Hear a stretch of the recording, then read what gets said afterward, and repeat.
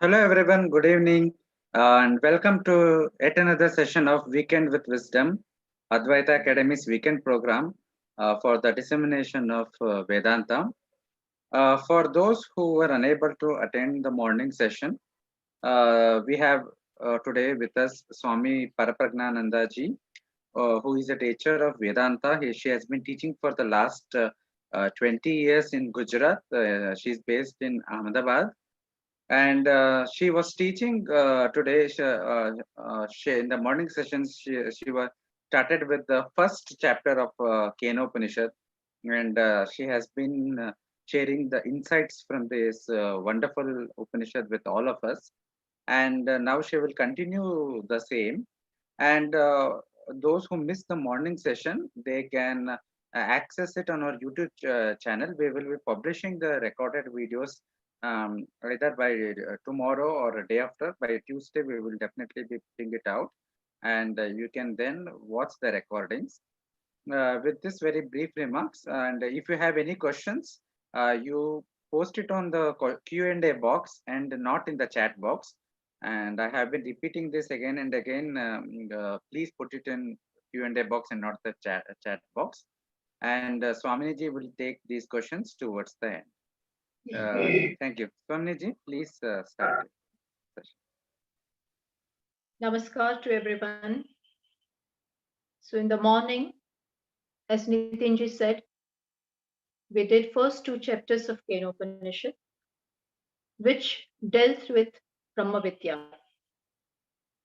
So whatever was to be taught regarding Brahma Vidya, unfolding the nature of the self, all that has been done at length in the first two chapters. So now, as such, as far as knowledge is concerned, Brahma Vidya is concerned, nothing is left. It has been dealt with exhaustively. So a question remains, what is the Upanishad doing in the two chapters, third and fourth, which follows?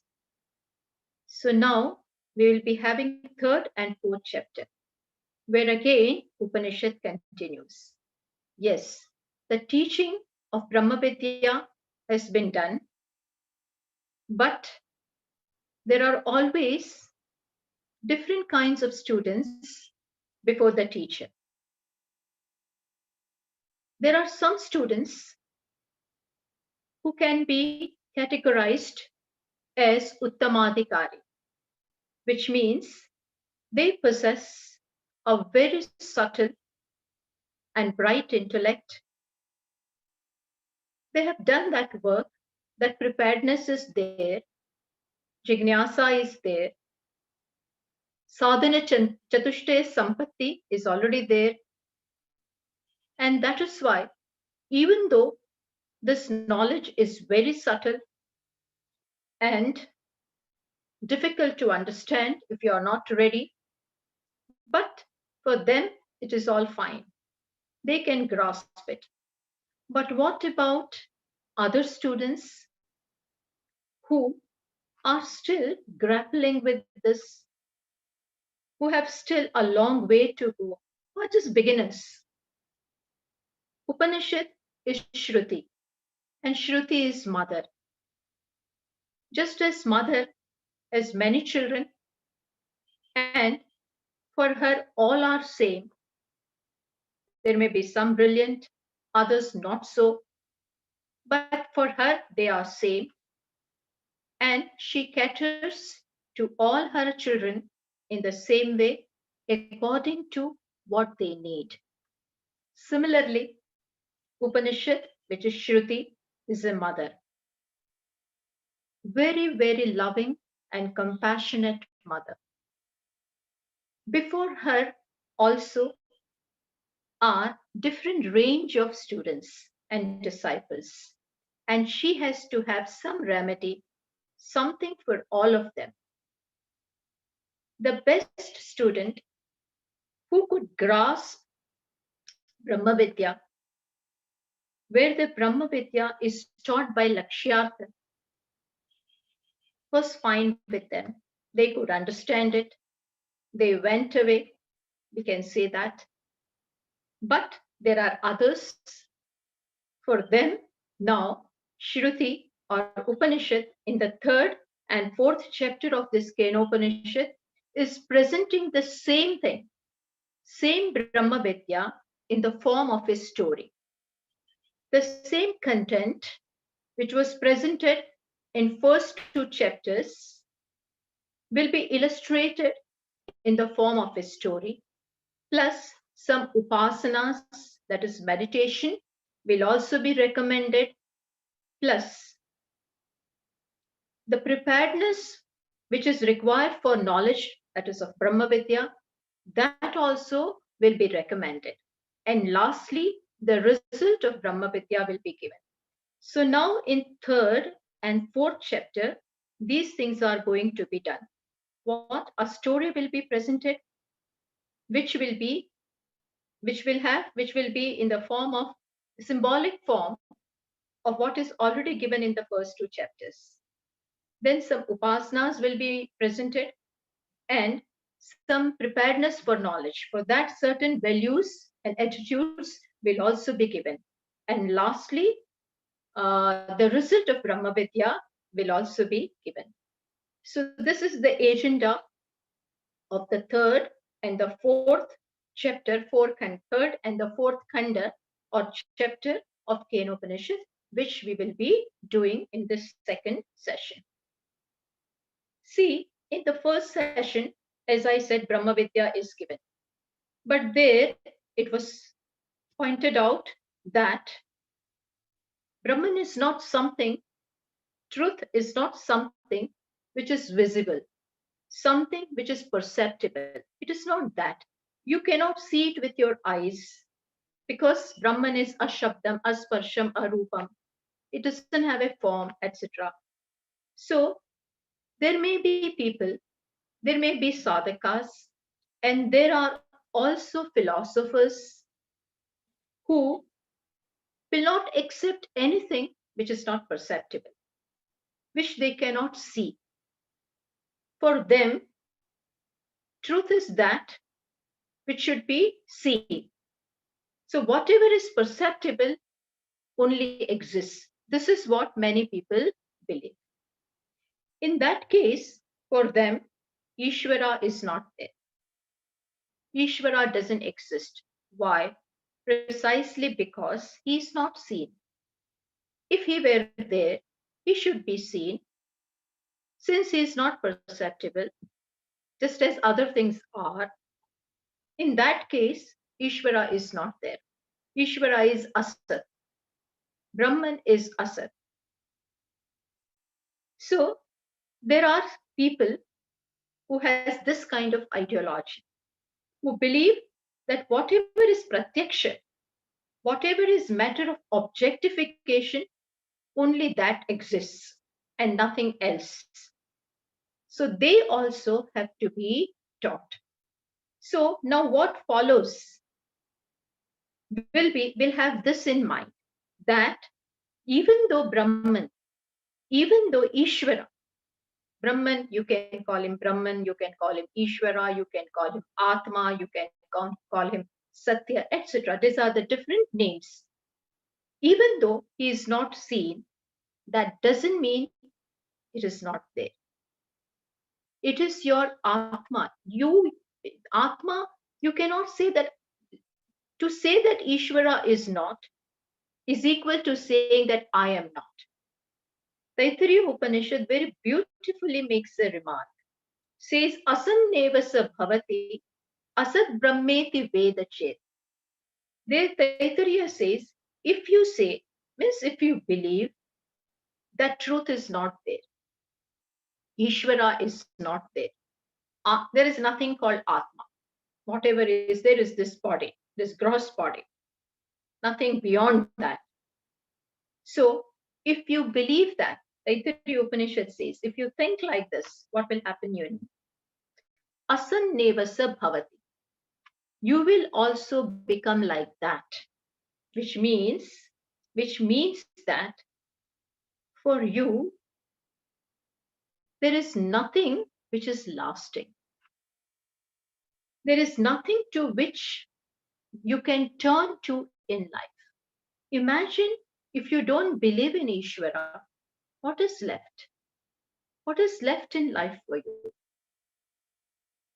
You need something on which you can rely, you can turn to. When you don't believe in Ishvara, this is what is going to happen. So this, I'm mentioning this by the way. So that is the purpose of the story which will be presented, to show that Brahman is. Second purpose is to show or to glorify Brahman, to show how great it is.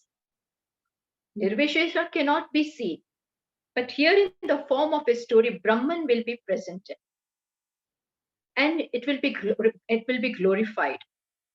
It will be shown as a beauty. It will be shown in a very beautiful form. Naturally, when you see some such thing, then you are attracted. Then you want that. So that is also another purpose, so that a bond is created. And you want to worship that Ishvara. For that reason also, the story will be presented. We'll go into that, but the next portion will be presented where a story will be given. The purpose behind the story is this also, that Brahman will be presented in such a form that people will automatically develop, what shall we say, an attraction for that Brahman. And that will make them worship Brahman.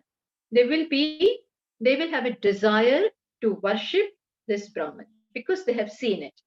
That is one another purpose. Plus, one of the purpose is also to show that the pride which we will see, the wish the Devatas had, is false. Pride and arrogance is one thing which closes the door for progress. Humility is very, very important. So, to show the vanity and fallacy of pride is also one of the purpose behind presenting the story. And as I said, in the story, Brahman will be presented in such a way that automatically a desire will be there to worship him. So the story will be some such thing which will create a desire to worship Brahman. So that is the main reason for presenting this whole thing in the form of a story. So now let us get into that story part. As I said, what was given in the first two chapters, the Brahma Vidya, same thing is illustrated in the form of the story of Yaksha. So those who have not been able to attend the first session, I would request that you please listen to the first session in some form. That is, you can listen it later, so that you can pick up the threads and can understand and link it with what is coming here in the second session. So, yes, the third chapter begins with the Yakshopakhyanā. That is the story of Yaksha, where all the Devatas have gathered and they are in a joyous mood. Why? Because they have won their battle against demons. As we know, our Puranas, etc., always present that there is scuffle and conflict between the Devatas and the demons, Devatas and Asuras. Always a conflict goes on between them. And Devatas are on the part of Dharma, are on the side of righteousness, whereas demons are those who transgress righteousness. They try to violate the order and the harmony prevailing in the creation. So these are the two forces. Now Ishvara always takes side of the Devatas. Why? not because of any soft corner for them. He doesn't have any raga dvesha. He doesn't have any pakshapata, partiality. But he's definitely on the side of dharma. He's definitely on the side of righteousness. Why? Because it is dharma which upholds this creation. Dharma means righteousness, order, harmony. This creation is run by certain rules, and that is dharma. In fact, let me tell you, Ishvara himself is nothing but dharma. Dharma is another name for Ishvara. So, when there is this conflict between devatas and asuras, Ishvara is always on the side of devatas. That is what happened during the Samudra Manthan also. When the churning of the ocean was taking place, that time also, when the churning was going on, in the story we see that even the devatas and asuras, both of them are doing that, and they want this pot of nectar, amrita. Both of them got tired. So actually, the one who carried out the churning was none other than Ishvara himself, but he remained behind. Similarly, in Bhagavad Gita also we are shown that there is the fight, battle between Kauravas and Pandavas. And Ishvara, Lord Krishna is on which side? Obviously, Arjuna's side, Pandavas' side. Why? Because they are on the path of dharma. They are wedded to dharma. Similarly, here there was a scuffle, conflict between the devatas and asuras.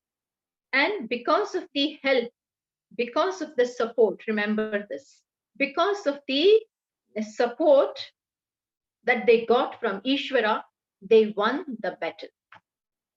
But devatas forgot this. They did not take note of this. And they attributed the victory to themselves. So the first mantra says, Brahma devebhyo vijigye. They won the battle because of Brahman behind, because of Brahman helping them. And in fact, it is Brahman consciousness, Sat, Chit, Anand, because of which it is this, because of this only that, as we saw in the first chapter, that our organs of action, our organs of knowledge, mind, intellect, this entire sanghata, this entire complex works. Otherwise, they are inert. It is only due to, thanks to the consciousness that all this is functioning. Same thing is shown here, that devatas won the battle, but they became proud and they thought it is due to us. Victory is due to us. And they claimed victory to themselves. And they were in a joyous mood. And this is what happened. Brahman came to know this, obviously, because Ishvara or Brahman is the indwelling self of everyone. So the second mantra says that Taddehesham Vijagno, Brahman or the Ishvara, which is the presiding, which presides as the very self, the indwelling self of everyone, of the devatas, came to know this. He came to know this. He is Antaryami. He could know nothing, absolutely nothing bypasses him. He is the witness. Whatever a human being may do, whatever anybody may do, whatever is going on inside, who is the illuminator? A thought comes in your mind. Who illumines that thought? In which light does that thought get illuminated? So what I'm trying to say, that Ishvara came to know of their pride. And he decided to remove their pride and make them see the reality. It was not something that he decided to punish them. No, there is no such thing. He didn't want to punish it. That was not the spirit. But definitely he wanted that this is false pride. And this pride will become the cause of their downfall. Demons do what they do out of pride, out of arrogance, out of rejecting Ishvara. What did Ravana do? Ravana was very powerful but arrogant. Hiranyakashipu was very powerful but could not stand Ishvara. He wanted always to surpass, always to circumvent. When ego becomes too bloated, then it forgets everything. That is why Brahman thought, Ishvara thought, that this pride which has entered into the Devatas will become hazardous for them. And that is why, out of compassion, he decided to teach them. So we should see this spirit. Sometimes, it becomes a blessing in disguise. Sometimes when we confront a bitter lesson, it may appear very bitter at that time, but behind that is compassion. So that becomes the turning point. Sometimes certain situations, circumstances which appear in our life are too much for us to face. And that time we may feel that Ishvara has deserted us. He is not with us. But in fact, that particular situation is necessary for us. Many a times adversity, difficult times teach us a lot. We can say in this context too, that Brahman decided to remove their pride so that they become wise and not reject the reality, not reject the truth. Otherwise, their lot will also be the same as that of Asuras. That is why he appeared before them when they were all enjoying and the party was going on. They were in a different mood. At that time, Brahman appeared before them in the form of Yaksha. It is said here that Tebhyoha pradurbhavuva, he appeared before them in a very, very marvelous and magnificent form. See, this is the only Upanishad where we see Brahman appearing. There is no other Upanishad where Brahman himself appears. Here he appears in the form of Yaksha. So he appeared. And when they saw him, they were all stunned because the form was so beautiful. It was just wonderful. Devatas had never seen any such thing in their lives, in spite of being in heavens. They had never seen such thing. And in the Devatas, there were fire god, Vayu Devata, Indra, etc. All great ones were there. And when they saw this Yaksha, they were all stunned and they did not know what to do. And then again, Yaksha disappeared. Then they are discussing among themselves as to who this Yaksha is. See, they're trying to now what has happened?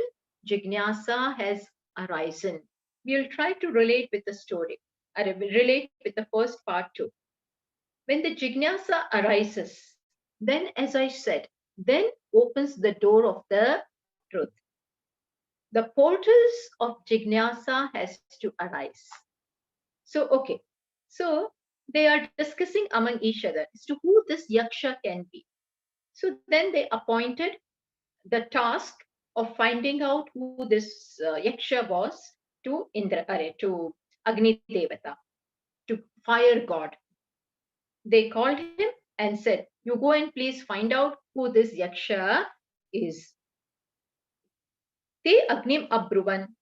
They called him, fire god, they called him and said, Jataveda etad vijanihi. Kim etad yakshamiti. They told him, go and find out who this Yaksha is.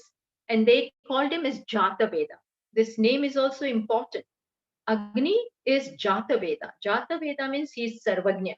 He knows everything. Because all the Agni is supposed to be very brilliant. Fire god is obviously very brilliant, and all the homas and everything are performed in the yajna, in the fire, and the fire is the one who takes it to the different deities. So he knows everything. So, in spite of knowing everything, we will see what is going to happen to him. So Agni Devata said, okay, I'll go and find out. He is in still that mood, that boastful mood is still there. He said, okay, I'll go and find out. He goes. Then he goes towards Yaksha. And when he went there, he had decided, I'll ask him who you are, etc. But on the contrary, again, when he saw Yaksha, when he saw that beautiful form, he became dumb. He could not utter a single word. He was totally wonderstruck by that form. And instead of asking him what happened, Yaksha, that Brahman, is asking Agni Devata, who are you? And what have you come here for? Who are you? He said. So fire, Agni Devata says, still pride is there. So he says, I am Jataveda. Aham asmi iti bravid Jataveda va aham. I am Agni, I am Jataveda. So that pride is still there. And when people have some qualifications, then there is that unspoken demand for respect from others. When you have some, this is what we see everywhere. That if you are qualified, then spoken or unspoken, explicit or implicit demand for respect is there from others. This was the same with Agni Devata also. And that is why he boasted that I'm such and such.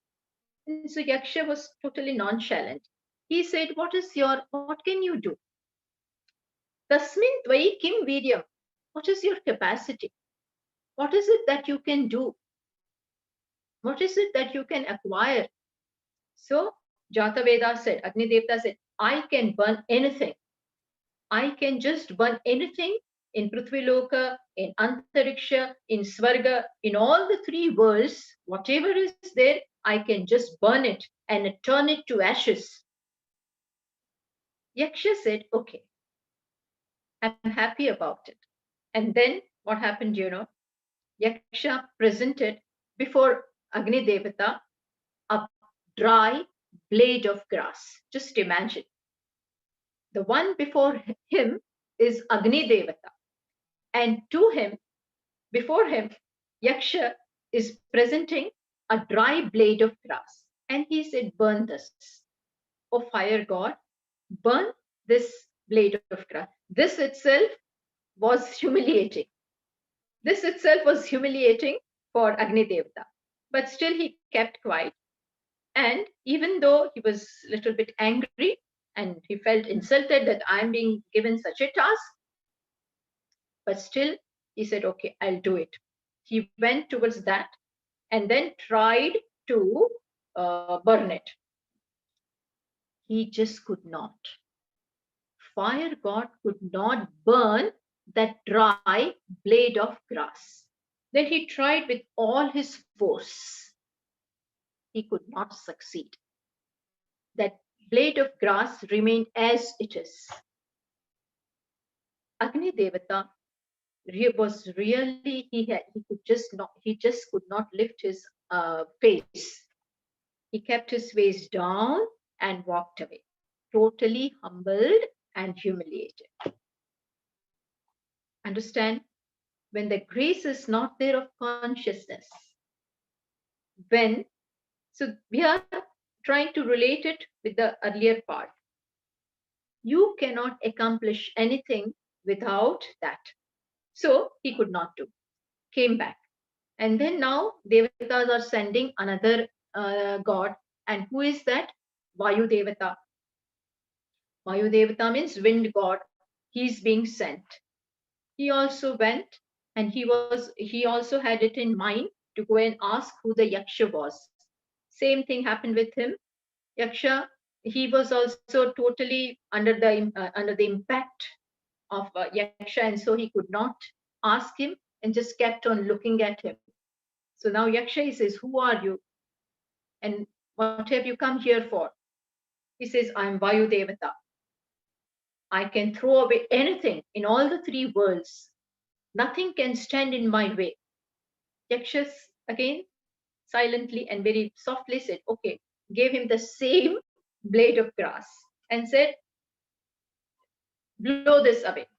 With your capacity, blow this blade of grass away." Same thing. Vayudevata tried once, twice, thrice, with all his force, with all his vigor. He's trying, but he could not succeed. Went away humbled.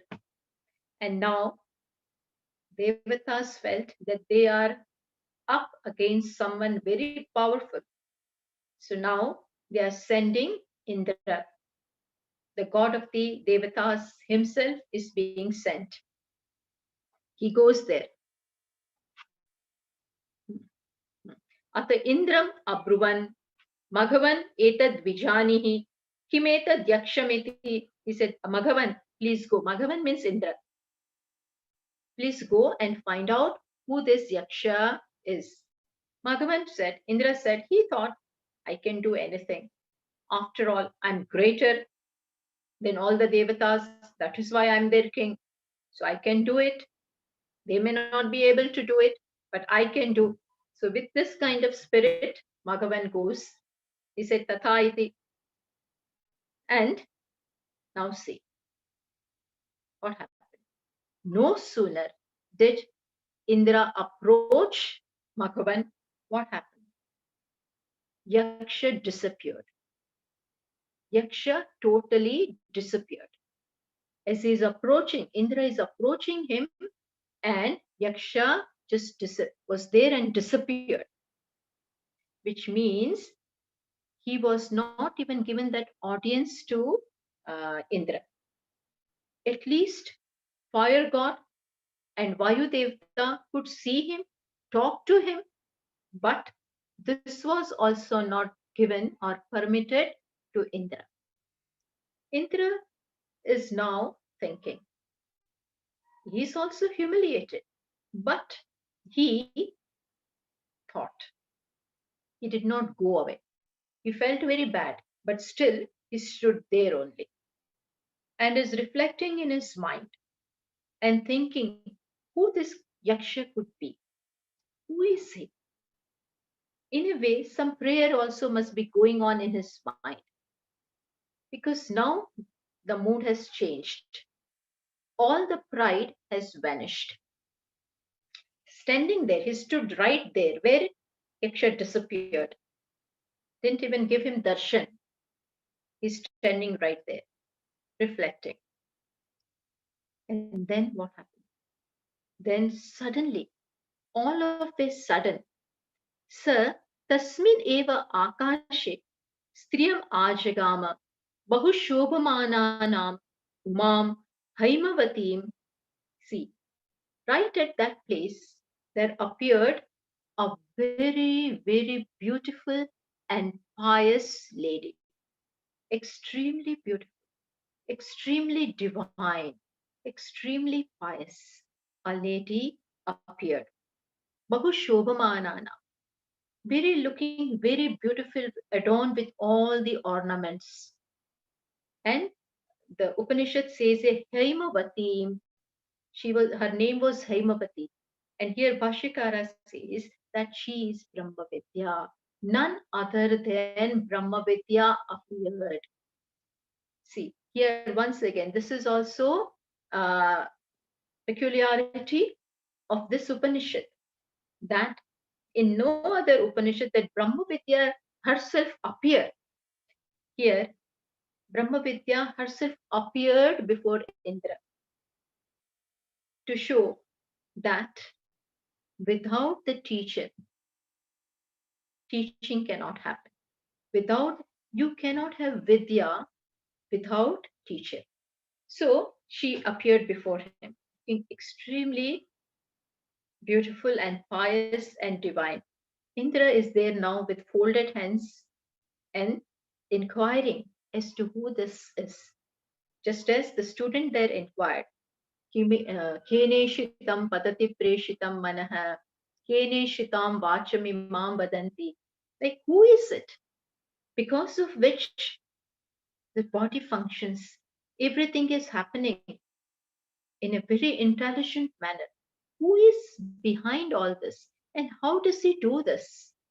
This inquiry. This question is Indra presents before Uma, or the Brahma Vidya, who has appeared before him. There Bhashyakara says that yes, without teacher, you cannot have Vidya, and particularly Brahma Vidya. Brahma Vidya is something you can learn only from a teacher. In Chandogya Upanishad, it is said very beautifully, Acharyavan Purusho Veda. Only one who is Acharya, only one who has teacher. And teacher also, what kind? Not ordinary one. Shrotriya Brahmanishta. One who has the knowledge of the Shastra. One who has the knowledge of the Shastra through and through. One who knows the purport of the Shastras in and out, and also knows the methodology of communicating this knowledge. This knowledge being what it is, Brahma Vidya being what it is, you should know how to teach it. You should know, and that you can come to know only when you have learned it from your teacher.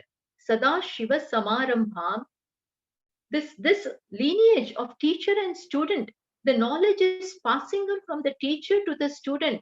It began with Lord Shiva.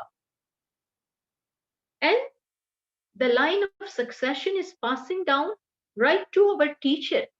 Every teacher was a student. And who was the first teacher? Lord himself. There the buck stops. Teacher, Bhagavan, Ishvara himself is the first teacher. So from there, this knowledge is coming. So Indra is before his guru. Brahma Vidya, Sakshat Brahma Vidya is before him. Here the text also says Haimavatim, or it can be Haimavatim is Himalaya, daughter of Himalaya, Uma, who is the consort of Lord Shiva, who knows Shiva, the god of knowledge, which means she knows him in and out, and it is this Uma who is imparting the knowledge to Indra. And she says, the one which you saw and one which disappeared before you is none other than Brahman himself. Tam Huvacha. So, Sa Brahma iti Huvacha. Uma says, Brahma Vidya says to Indra, Sa Brahma iti Huvacha. He says, the one whom you saw was nothing but Brahman, Brahman himself. And then she clarifies, Brahmanova etat vijaye mahiyadvam iti. You could win the battle was due to Brahman. He was the force behind you.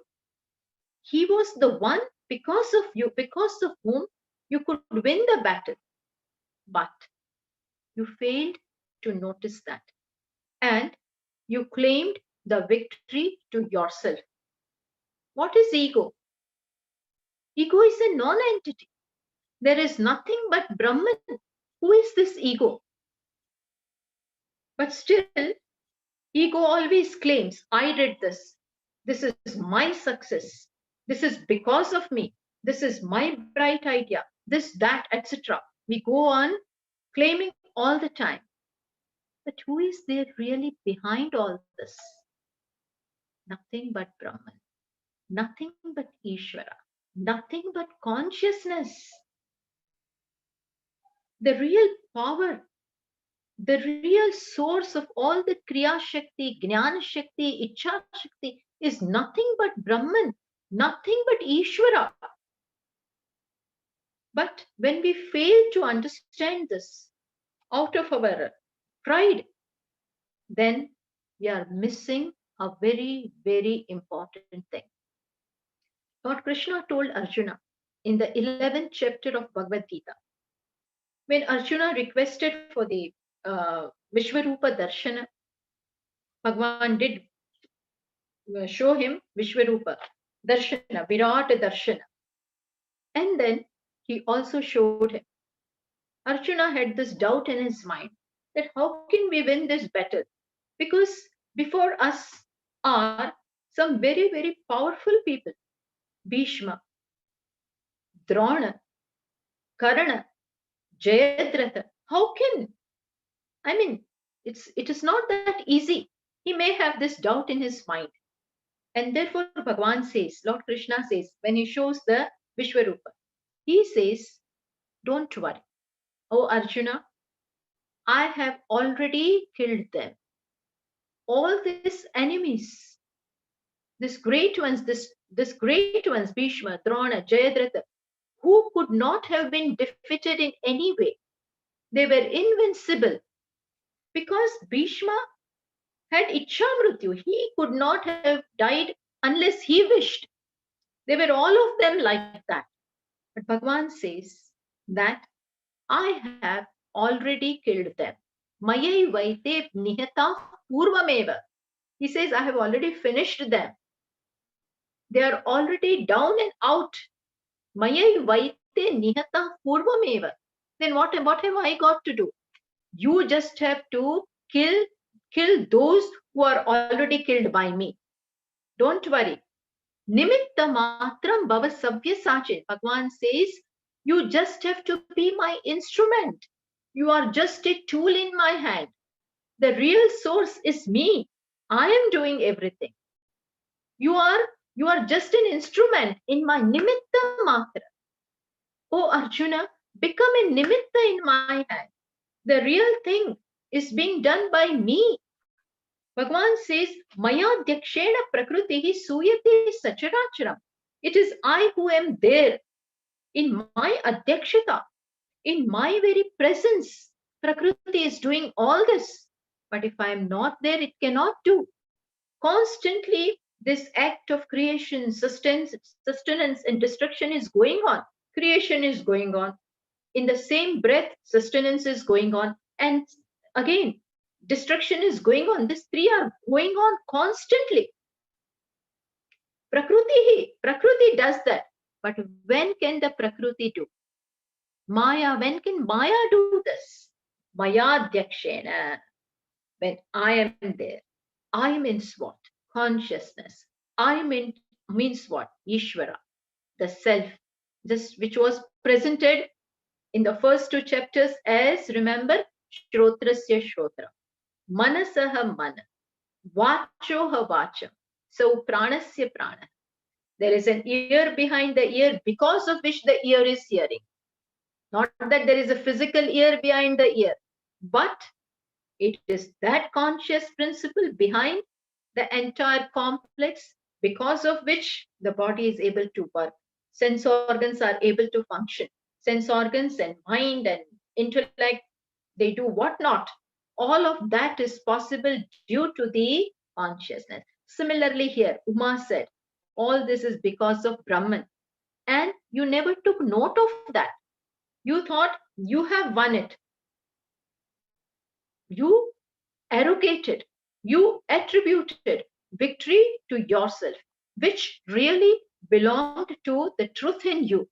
And if you can understand that that truth is you, this ego is nothing but a notion, then nothing like it. But you give so much of credit to the ego, which has no capacity without the truth, without Brahman. So All this was taught by Brahma Vidya to Madhavan. Knowledge cannot come without Acharya, as I said, It is in Bhagavad Gita also Lord Krishna says, when you find a teacher, tad vidhi pranipatena, pariprashnena sevaya, upadekshanti te jnanam, jnaninah tattvadarshina. Those who are tattvadarshi, those who know the tattva means reality. Tattva means vastu, the thing. Those who know that, go to them. Go humbly to them with folded hands and request for that knowledge. Plus, don't order them that I want this knowledge. When can I call you? No. Tat viti pranipatena, pariprashnena, sevaya. All this is to be understood in between the lines. All this may not have, it is not elaborated here, but do their seva, which means remain in contact with them, create a bond with them, do some seva. Seva is an excellent way of establishing a bond. To be able to understand the teacher. And the teacher will also understand you. Then a bond is established. Let the teacher also know you. And you will also know that teacher. Then pranipata. Bow down to them. This ego, all our pride is here. Bow down. You have to show that I am nothing, which is a fact. Ego is just a notion. Ego is not reality. But still we think this is everything. I'm so and so. I'm this doctor, engineer, this, that, etc. Whatnot. PhD, MA, this. Okay, fine. But as long as you do not know the truth, you need to know it and learn it from those who know it. Bow down to them. And then when you find that they are ready to reply, they are in the mood of replying, then ask them a question. Ask them a question pertaining to Brahma Vidya. So this is all understood. So in this manner, Indra learnt all this from Uma. It is to be understood. And and Indra came to know. See, if we relate it to the first portion, see, there it was said, na tatra chakshur gacchati, na vag gacchati, na manaha. Eyes don't reach there. Speech cannot speak about it. Mind also has no reach there. Here we can say that Agni Devata stands for all the organs of action. Vayu Devata stands for all the organs of knowledge. And Indra stands for mind. They had no reach there. Only they tried to fathom who this one is, but they could not. But then the teacher appeared. And when in the right way he approached the teacher, then the knowledge comes to him. So this is how the story is there. Then it is said that since Indra, etc., gained this knowledge, they became humble and they became someone, but that is not important. They tasmad va Indraha atitaram iva anyan devan, because he learned it right from the Brahma Vidya. He is greater than all the devtas. This is the result that is shown over there, but that is not important. But with here, this story comes to an end, where we see that Brahman is glorified. Brahman is shown, and to make the point clear to those who do not believe in Brahman, to those who do not believe in Ishvara. Why? Because he is not seen. He is not seen. If he is there, he should come before me, as if Ishvara needs your validation. He should come before me. Only then and then I believe. So for them, this story is given, that the real Jnana Shakti, Kriya Shakti, Icha Shakti, behind our complex, behind everything that is happening in this creation is none other than Ishvara. There is absolutely no reason not to believe in Ishvara. When this creation is so beautiful, this creation is working in such an intelligent manner, everything is so orderly. If we find some disorder, then that is created by human beings. But otherwise, in nature, in this creation, everything, there is nothing but intelligence through and through this creation. Even when you see a sprout growing into a tree, when you see a cell, when you see a flower, when you see a bug moving, when you see all this, then we can see how intelligently everything is happening, how orderly everything is happening. One season follows the other. Sun is there, then it goes, moon comes, constellations, everything. There are all these forces of nature which run, which function in the most orderly manner. Do they not point to the ruler? In Kathopanishad, that Upanishad shows very beautifully that such great powerful forces, they are also functioning in such a manner as if somebody is there behind them. Even Yamadevata, that is Lord of Death, Yamaraja, has no time. Why? Because he is very busy. You can take some respite. No, why? Because I have to do my work. Otherwise, somebody will take me to task.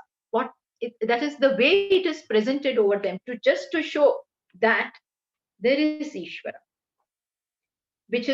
who is responsible for the order in the creation, for the dharma in creation, which means the order in creation. Yes, it is a different matter that we disturb this order. And when we disturb, don't think that we can bypass.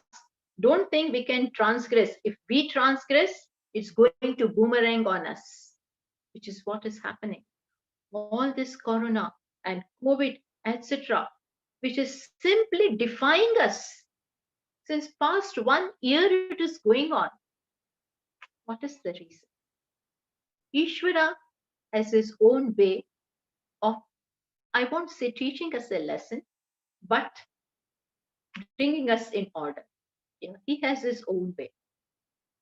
We have just no right to abuse for our own selfishness. And this is what human beings are doing, exploiting nature right and left as if it is his own property, for his own selfishness, for his own private agendas, personal agendas. Don't think it is all being recorded. It will all come back to you. All this will have its effect. There is this law of karma. And this law of karma is something which is working in the most intelligent manner. There is an effect and there is a cause. It works in such a fashion that you just can't use your intelligence to bypass this. And that is why all this points to the existence of Ishvara, which this story is trying to point out. There are many philosophers, many darshana, who after studying so much, they are quite erudite in their own way. But what is their conclusion? Ishvara is not there. After having learned all this, you say Ishvara is not there. Just one thing is needed. How can there be order? How can there be everything spick and span in our home if there is nobody to look after? You think it just happens on its own? If there is an office, if there is a corporate house and things are just working wonderfully, do you mean to say it happens on its own? No.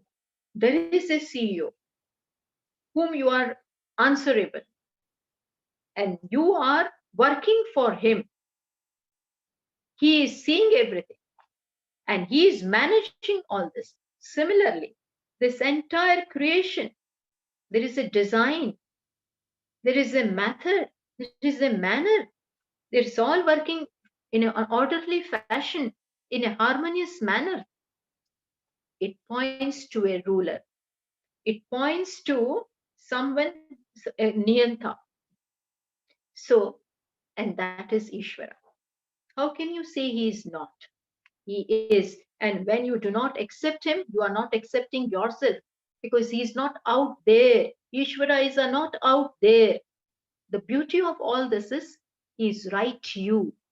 He is right he is very much yourself. Ishvara is Pratyadhatma. So Upanishad wants to teach you that when you are negating, when you are rejecting yourself, and you are resorting to all these inert things which are not going to be your support in any way. So this is the purpose of the story. Then, as I said, there are certain upasanas are also given. The upasana can be given only when, what shall we say, when there is first a value created for what you are going to worship. So for the upasya, a bond, a love, an attraction should be created. Only then and then you can worship that. Because in upasana, you should have a sajatiya vritti pravaha. You have to constantly think upon that. Now, before I come to upasana, which are given here, let me just tell you something about this meditation, something about upasana. Upasana is also a means to prepare the mind. When you want to gain Brahma Vidya, you need two things. First of all, you need purity of heart, a heart or mind which is pure, which is noble, which has no selfishness. So all this is needed. And that is accomplished first by Karma Yoga, by performing actions in the attitude of offering and receiving the result in the attitude of prasada. When you get prasada from a temple, what is our attitude behind that? Graceful acceptance. We don't see what is the prasada, but whatever it may be a leaf, it may be an ash, it may be laddu, whatever. From Tirupati, we get laddu. If it is a Shiva temple, then we may get bhasma. But we don't say, oh my God, bhasma, ash I don't like, so I will not take it. No. Whatever comes as prasada is acceptable too. On the contrary, we put it on our heads so that we are sanctified. So this is the attitude towards prasada. Similar should be the attitude towards the result of action. Why? Because it is coming from Ishvara. I offered it to Ishvara as Naivedya, my karma. My contribution is my action, and what I get from Ishvara is prasada. When we live this kind of a life, when we perform our duties in this manner, what happens? There are absolutely no reactions. Mind is quiet, no raga, no dvesha. This purifies us. This neutralizes us of all the papas which are standing in our way. See, papas, papa means unbecoming actions, which we may have done in this life or the past lives, and they may be done by us unconsciously, consciously. We do not know, but it has been done. But today they stand in our path. So we have to remove them.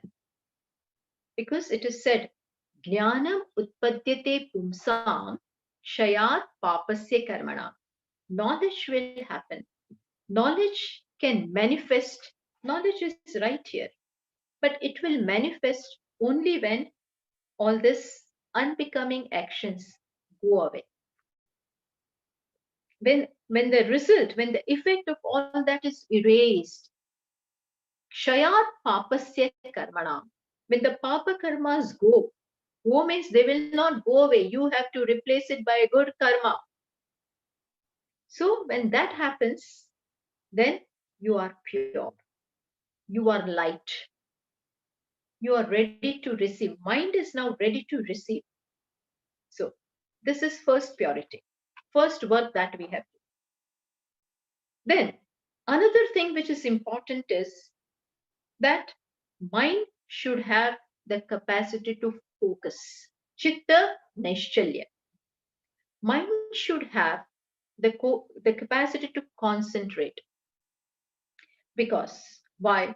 Because this knowledge is very subtle. Brahman or truth or Atma is not something which you can see. It has already been said elaborately. It is not something which you can visualize, but still it is to be understood. And therefore, you need that focus. You have to focus your mind. You have to concentrate. Otherwise, the mind, if it is very restless, if mind doesn't have that capacity to think on a subject for a length of time, if it cannot be on a subject for a length of time, then nothing will be achieved. So, mind should have that capacity also. Chitta Naishchalya. How do I gain that? It may not be there. So, Shastras recommend Upasana. As I said, for Uttamadhikari, all this has been done. He doesn't need it now.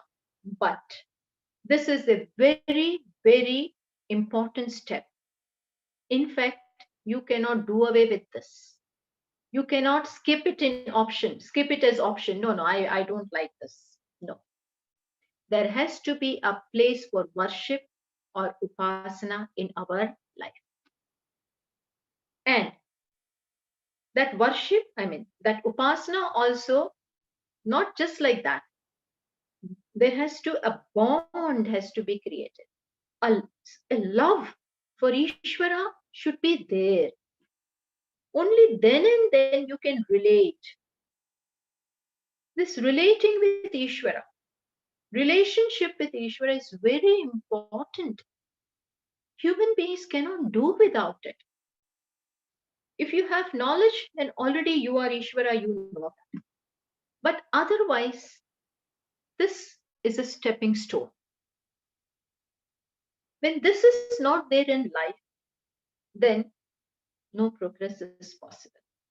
So, for the focus of the mind, for the mind to gain this capacity, upasana, that is meditation, is very, very important.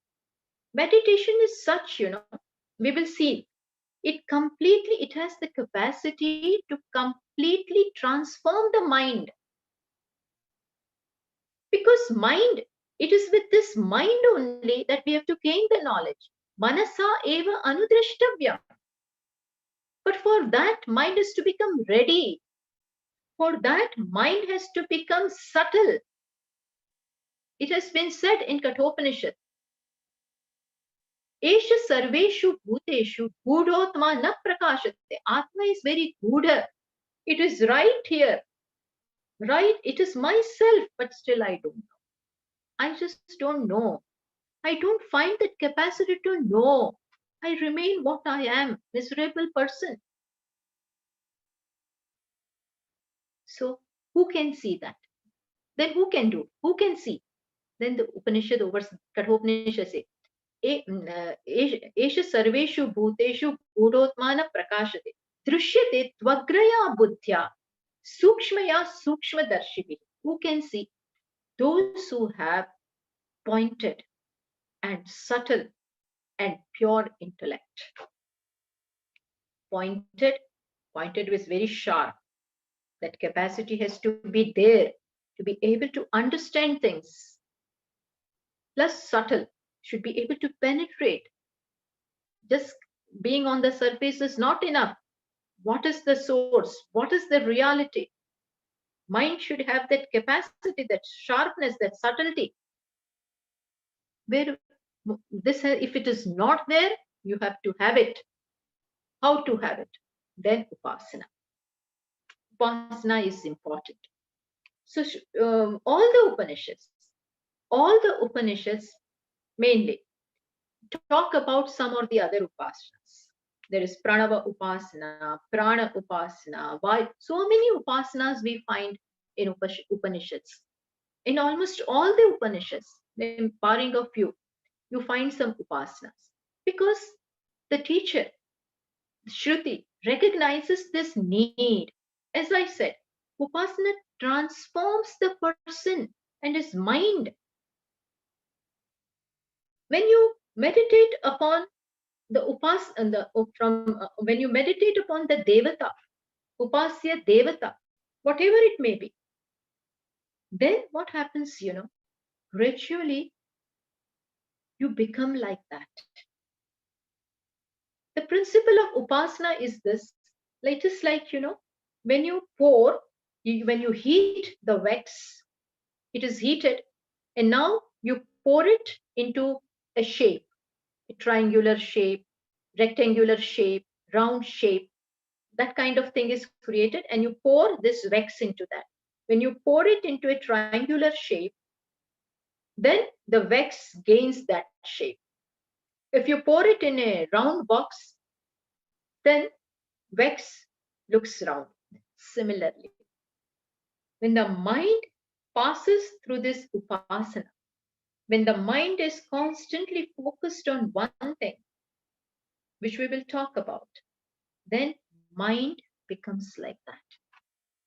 So it is a process of transforming the mind, making the mind single pointed, making mind introvert, making mind focused.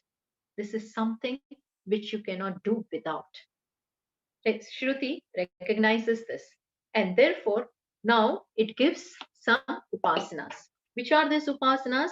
Then I will show you quickly in the in the fourth chapter, in the fourth mantra, one upasana, three upasanas are given. Tasyais adeshah yadetad vidyutah. Okay, I'll show you. I'll tell you. One upasana is pertaining to the devatas.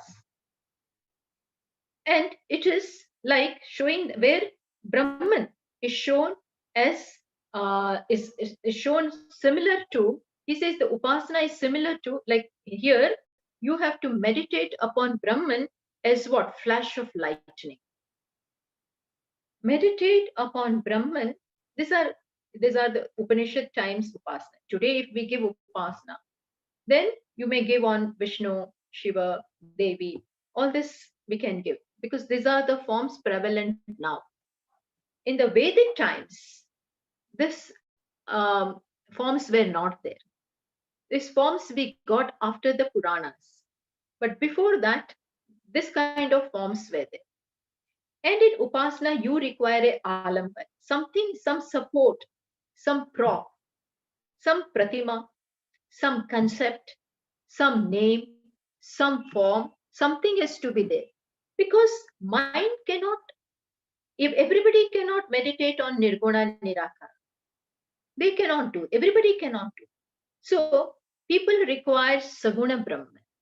People require some form which has some qualities, beautiful qualities. Meditate upon that. Focus your mind on that. All the thoughts, sajatiya vritti pravaha, all the thoughts have to flow there. Just as they give this similarity with a pot filled with oil. When it is poured into another vessel, then how the flow continues. Similarly, the flow of the mind, the thoughts of the mind has to flow towards the object of meditation in a similar way. Ajyadharaya srotasa samam sarala chintanam viralatah param. Raman Maharshiji says that in this manner, like the flow of ghee or butter goes, similarly, the thoughts of our mind should flow in a similar fashion towards the object of meditation. This is how, until then, you keep on meditating. So here Brahman is presented, and Upama, object of meditation, is given what? Like a flash of lightning. Because Brahman appeared, Yaksha appeared before the Devatas suddenly. And they were just flabbergasted by his form and beauty and everything. And here, that kind of upasana is given, that you meditate upon Brahman as a flash of lightning. How the flash of lightning in a second, if you have seen, we all have seen, when there is a big lightning, then it's just in the pitch darkness, suddenly there is light everywhere. And you see everything. Remains for a while and goes away. Similarly, Brahman appeared before them like that, but it filled up everything. So you meditate upon Brahman in that way. This will be what? This will be Chit Shakti of Brahman, conscious aspect of Brahman. The consciousness of Brahman is like this. It just fills up the entire creation. It fills up in a second the entire creation. Keep on thinking like this. So an attribute is given about Brahman, what? Flash of lightning.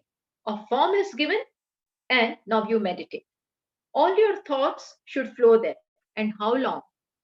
It should be done with love. Patanjali Maharaj in Yoga Sutra says that this Sajatiya Pravaha should be done. This flow of meditation should be done in which manner? Nairantaryena, Dirghakalena, and Adarena.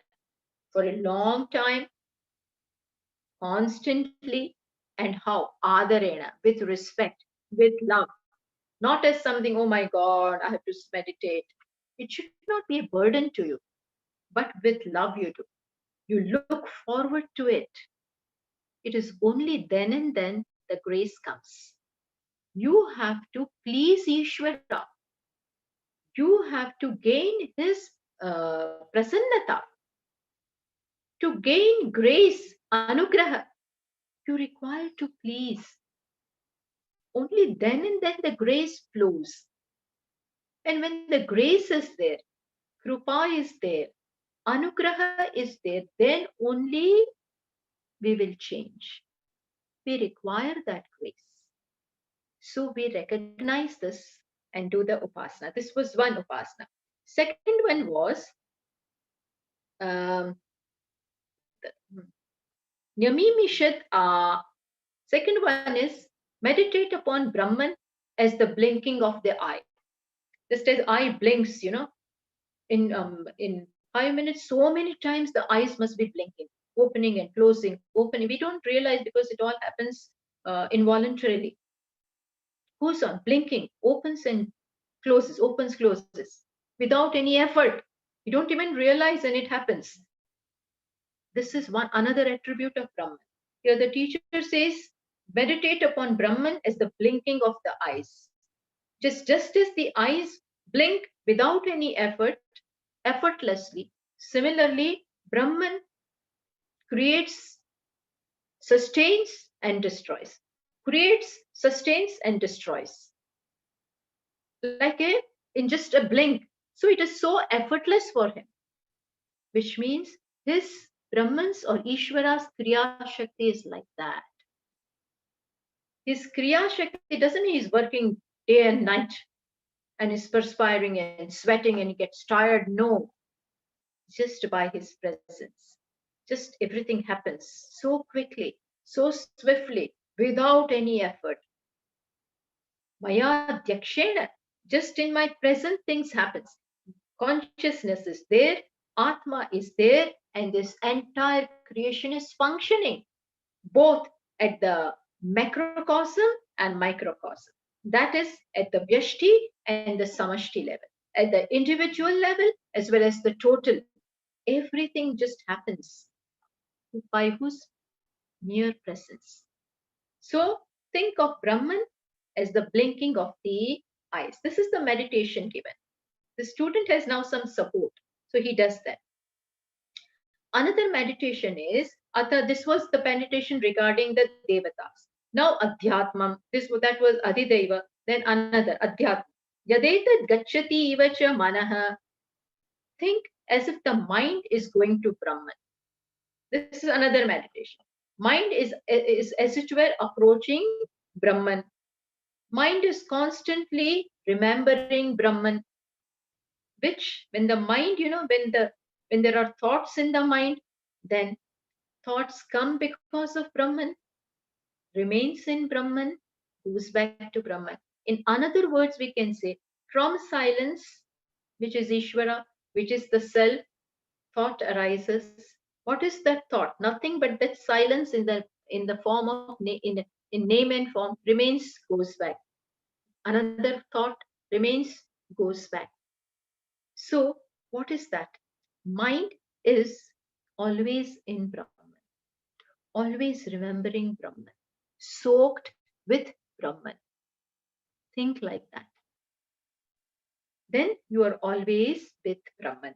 So that was another upasana given. Then in the sixth mantra, Upanishad says, worship Brahman. Why? Because tad vanam nama. Worship him as tad vanam. Tad vanam means adorable. He is very adorable. Vanam. Vanam means someone who is extremely beautiful, extremely worshipful, extremely adorable. Worship Brahman as like that. In short, create a bond with Ishvara. And bond can be created when you know the greatness. When can you love someone?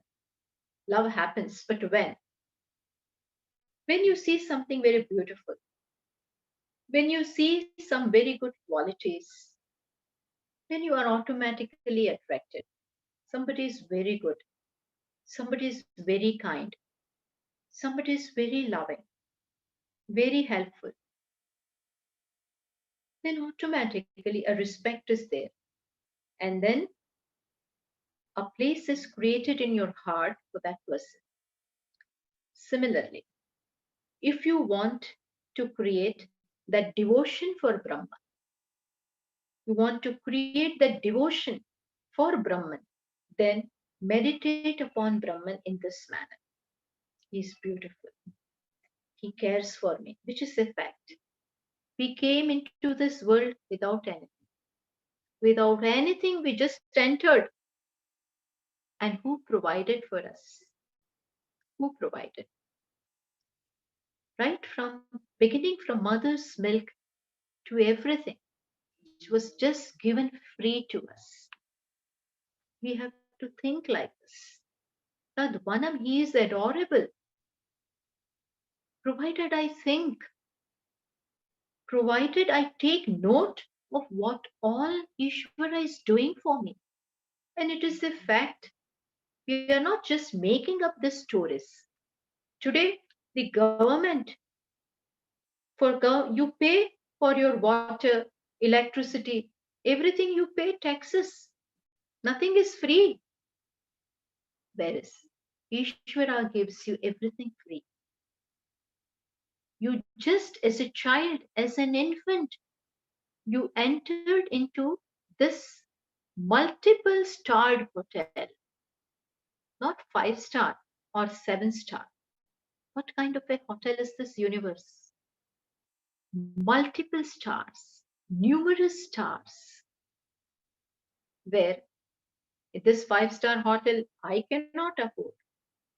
I have no money to pay for them. This is in thousands. I have nothing with me. But I don't have to pay anything to this owner who has given me a permanent stay in this multiple starred hotel. Do I not need to pay him back? Do I not need even to consider this? Do I not need to be grateful? Parents do so much for us. Should we not be grateful to them? Having grown up on their lap, having learned everything from them, they sacrificed so much for us. They remained without things and gave us things. They may not have the smartphone, but they gave us the smartphone. Ask them what an amount of sacrifice they made. When you think in this manner, which is a fact, this is factual thinking, will not respect and love and gratitude arise in your heart? It will. In the same fashion, we take note, we take cognizance of the fact of what all Ishvara has done for us, doing for us, and will continue to do. Even when you abuse Ishvara, even when you loudly speak, Ishvara is not there. Still, who gives you that power to speak? Vachoha vacham. He's there behind, he's the speech of your speech. So he continues to bless you. He doesn't take back his grace. When we take this note, and we should understand all this. When we understand all this, we are in harmony with the creation. Automatically, devotion arises in us. And then he finds a place in our heart. It is for this reason Upanishad says is Tadvanam. He is worshipful. He is adorable. Love him. Worship him. In the beginning, you do it even if you don't like it. Very soon, it will be devotion. And when Ishvara will see this, and as I said, he's right here. He comes to know everything. In fact, it is he who eliminates all these thoughts.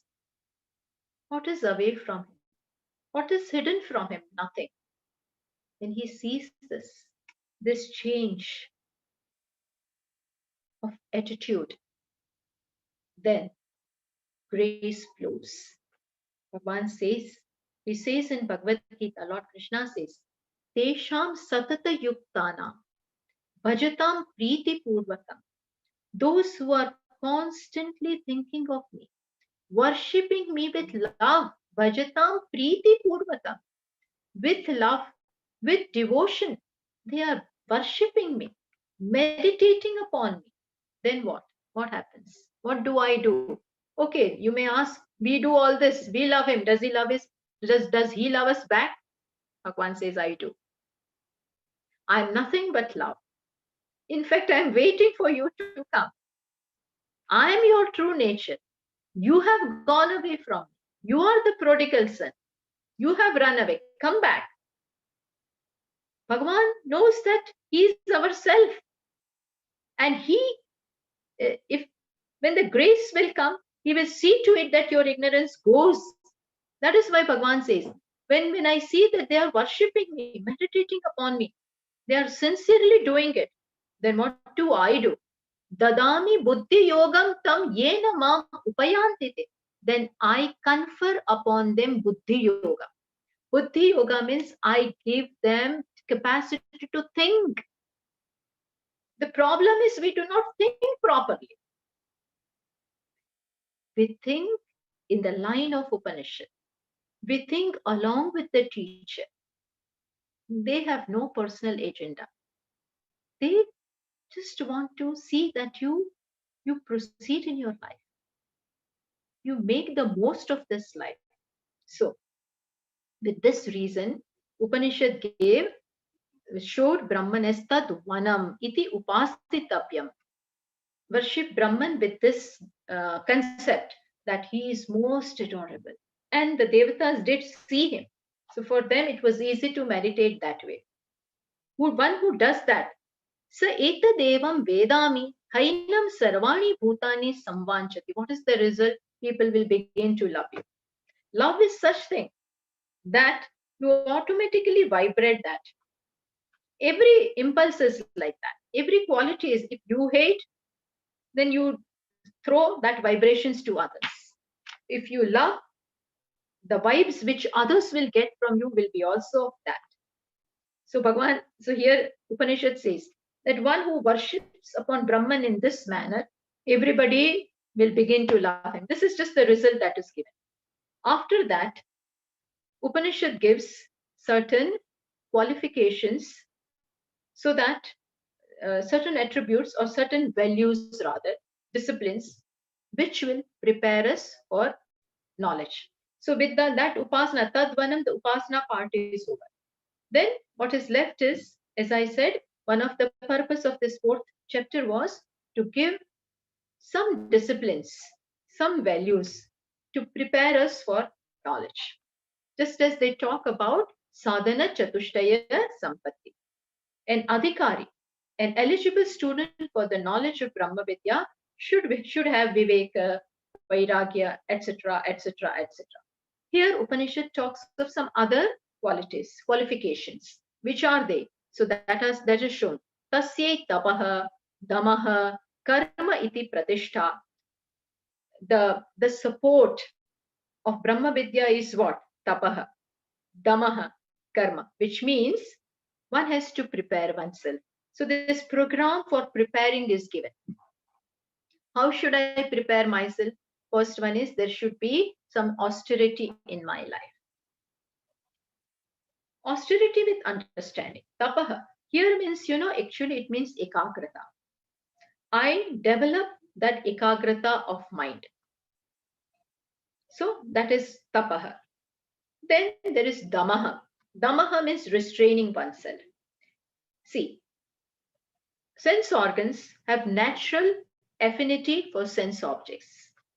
So some tendency to indulge in sense objects is there because that has been the habit. Because so far I thought that happiness is out there. Happiness is in objects outside. So that was the habit formed. Now I have to reverse that habit. So it doesn't happen suddenly. So in the beginning, I consciously do not allow my senses to go there. But this has to be done with understanding. Without understanding, if we do this, then it will become, it will sort of, when without understanding, you don't have to suppress. If you suppress yourself without understanding, if you restrain yourself without understanding, then it is quite possible that it will blast one day, explode one day. No. Here we are saying that with understanding. Supposing I'm fasting. When I'm fasting, and everybody is eating idli sambar and dosa and everything. Now I like South Indian food very much. So and they are all eating right before me. And what am I? I'm fasting. Then I may want it. That attraction is there, but still, I'm fasting. So damaha, no, I won't have. Even though they offer me, what will I say? Thank you very much. I don't want it. So this is damaha, where I consciously restrain myself. What happens? I gain the capacity of the mind to be able to focus. That strength is generated. So that is damaha. Then karma. Karma means karma yoga. Performing your duties. with an attitude. Karma Yoga is an attitude, not merely performing actions. I offer. I perform my duties with a sense of offering. They have done for me, now I will do. It is my turn to return the favor. So far, I gained their favor. Now it is my turn to return the favor to my parents, to my society, to my country, to Ishvara, everywhere. You just, you can just spread yourself. So, karma, done in this manner. These are all this forms the pratishtha. This forms the fundament. This, this forms the support, pratishtha. Then what?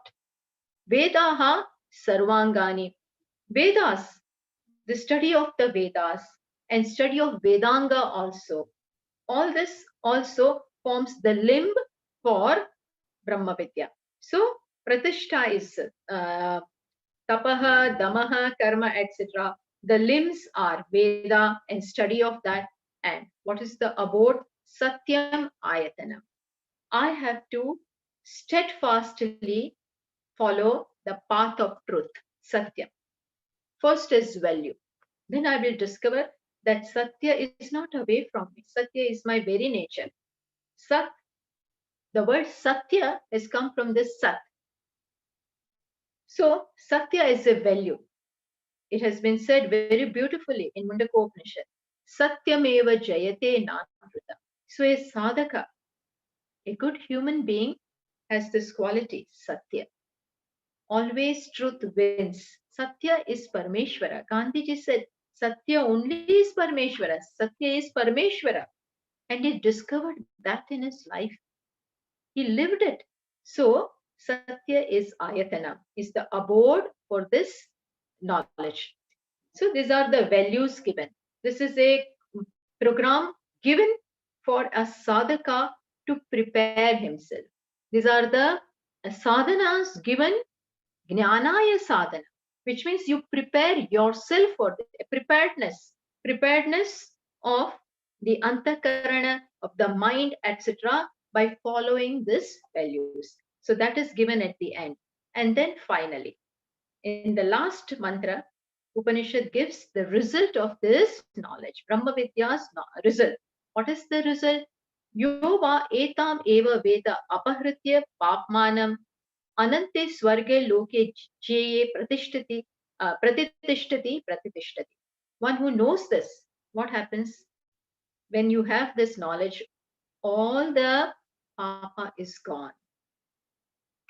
It is but natural. You are no more that individual. You no more have the identification with ego. Ego is gone for you. Identification, tadatmya with ahankara, mamakara is no more there. Who are you? Chidananda Rupaha Shivoham. That is my understanding. I am Shrotrasya Shrotra, which means I am consciousness. I am Ananda. I am Atma. Where is the ego?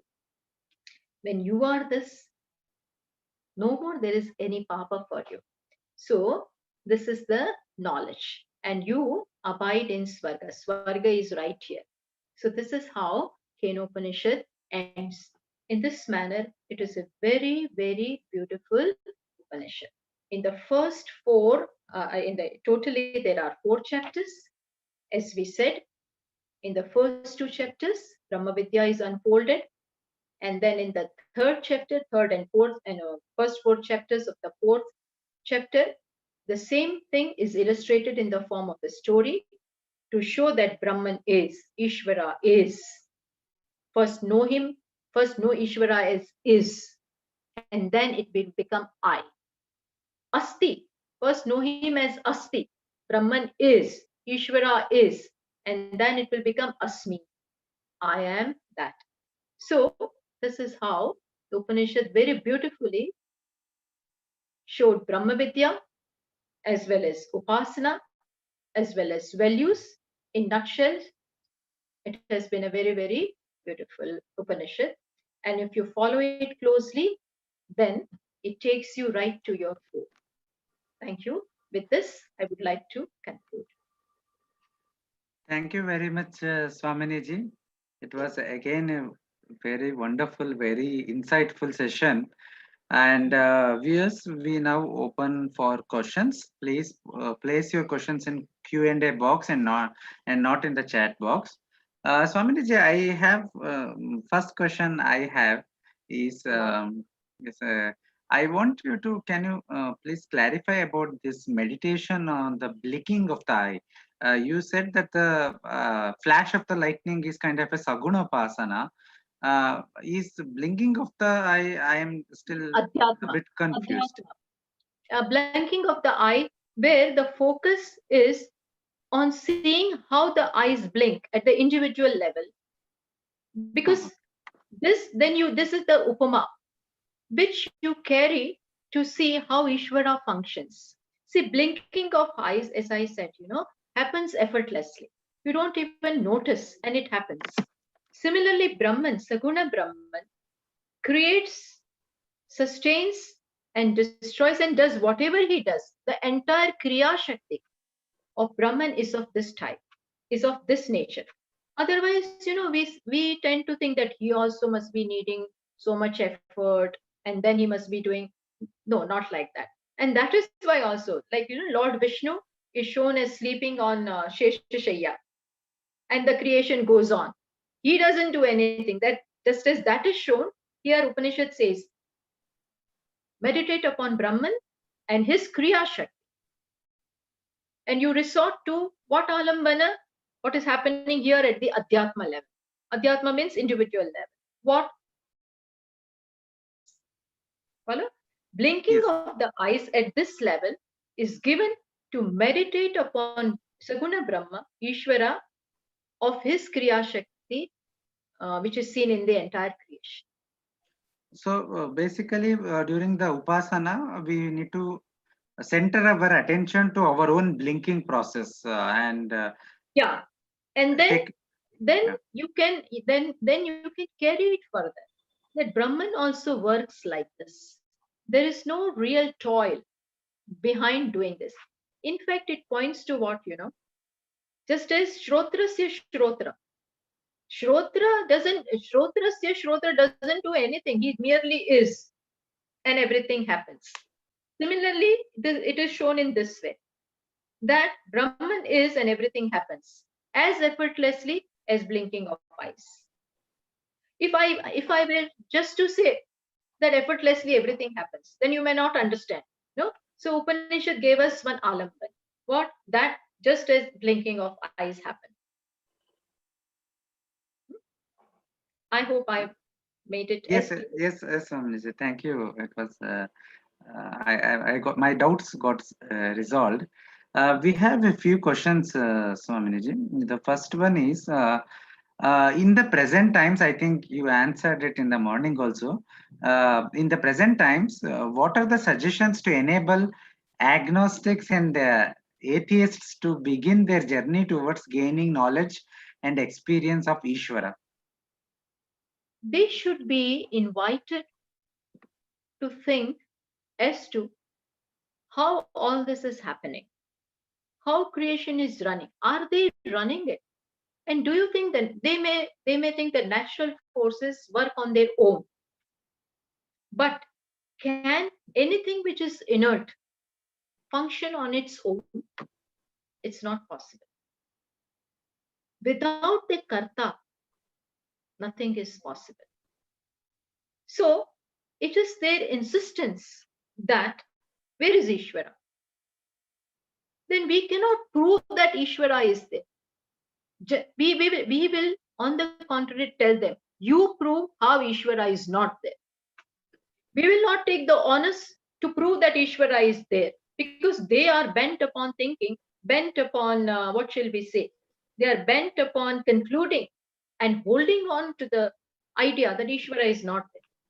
But tell me, you prove that Ishvara is not there. You prove it. Just because he is not seen, then who is doing all this? Can this happen on its own? Can the seed grow into sprout on its own? without that intelligence built into it, and all the seeds, they grow differently. How come? So such questions have to be put to them.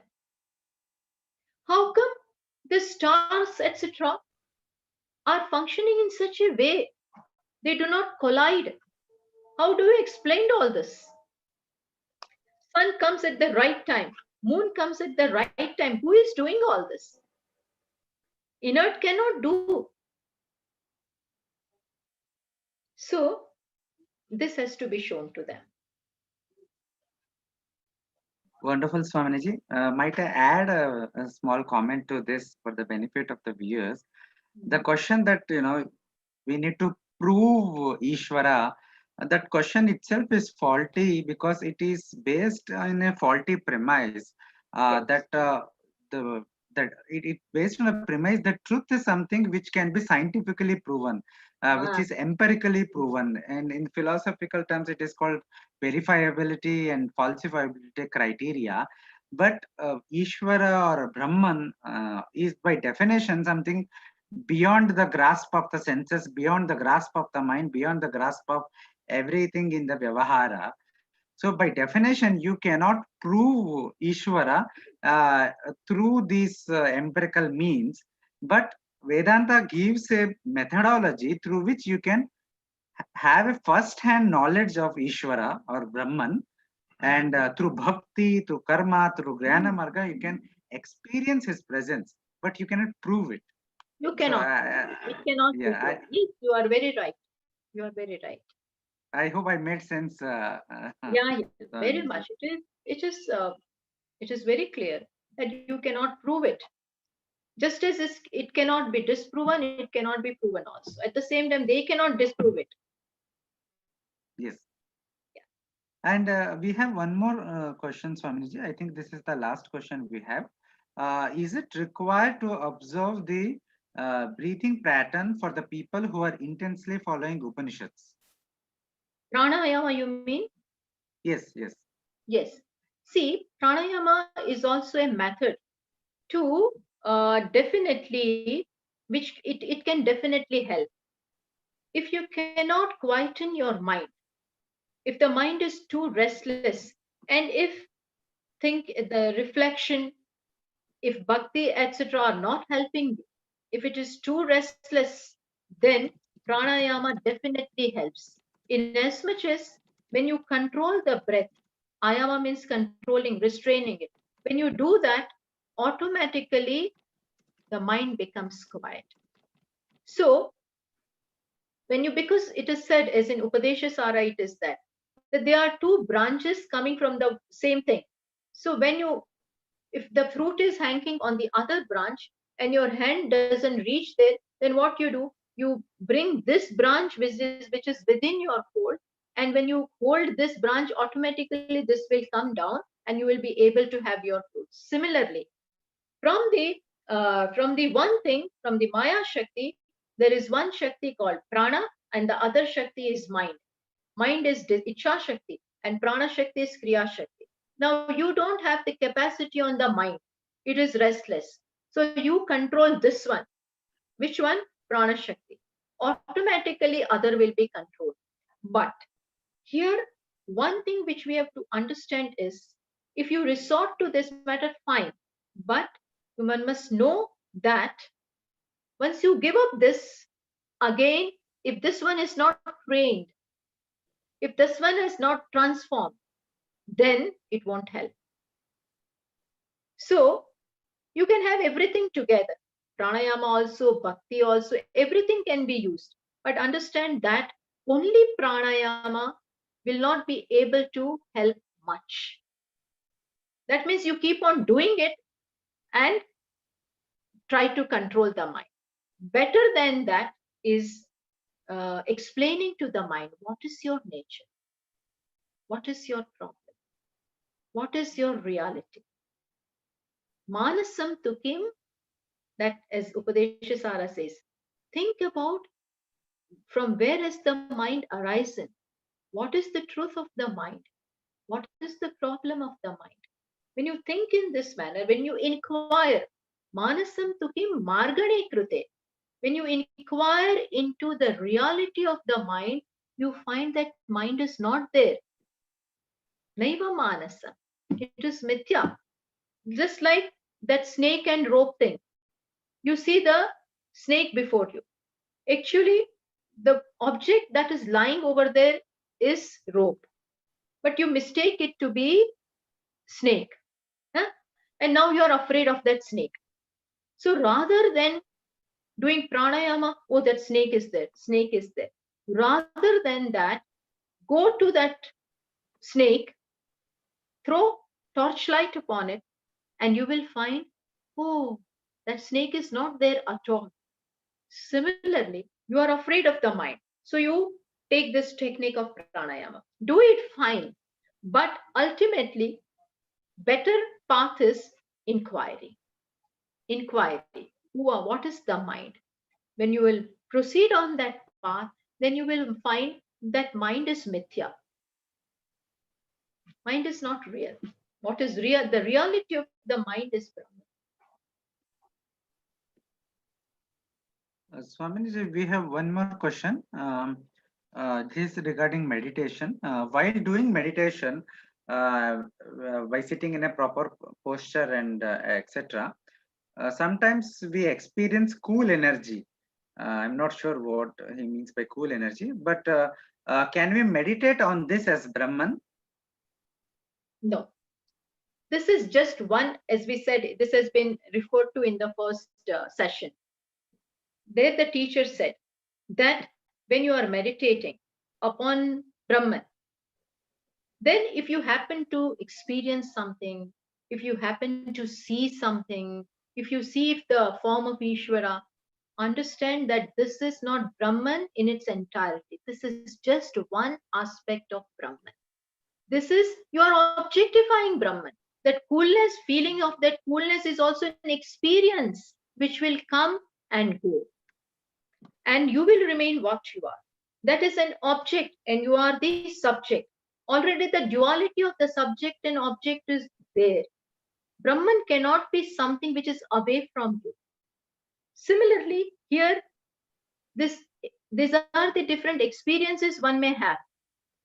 But don't think this is the end of it. This is not Brahman. Rather than that, go back to the source. Try to inquire into who you are with the help of the teacher. Is my answer satisfying? I mean, Yes, Swaminiji, I think it was very clear.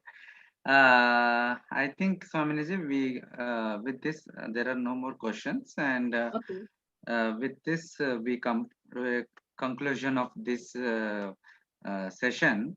And I, on the behalf of the entire Advaita Academy, on behalf of all the viewers, I like to thank you very much for this wonderful session, for first agreeing to come on this program and then sharing with us all these very deep and practical insights on how we can meditate, how we can follow Vedanta in a practical sense. Not everyone will have interest or even competency to study the Upanishads or the Brahma Sutras in detail. But these practical meditation tips are something that everybody will be hugely benefited from. And I thank you on behalf of all of us for doing this session with us. I hope it has helped everyone, and it has been a pleasure doing this. So thank you very much. Thanks all the audience also. Thank you. Yeah. Namaskar. Namaste, Swamiji. Viewers, with this we are ending this weekend's weekend with wisdom. But tomorrow we do have sessions. Tomorrow morning at 10 a.m. and then again evening. We are starting a new series, a new talk series on life and works of Advaita Acharyas. And tomorrow's session will be taken by Sri Dr. Gokul Krishna on the life and work of Sri Appaya Dikshitendra, one of the stalwart of Advaita tradition. And in the morning session, Dr. Gokul Krishna will be speaking about life of Appayaji. And in the evening session, he will shed light on the various diverse nature of works that Appaya Dikshitendra has done.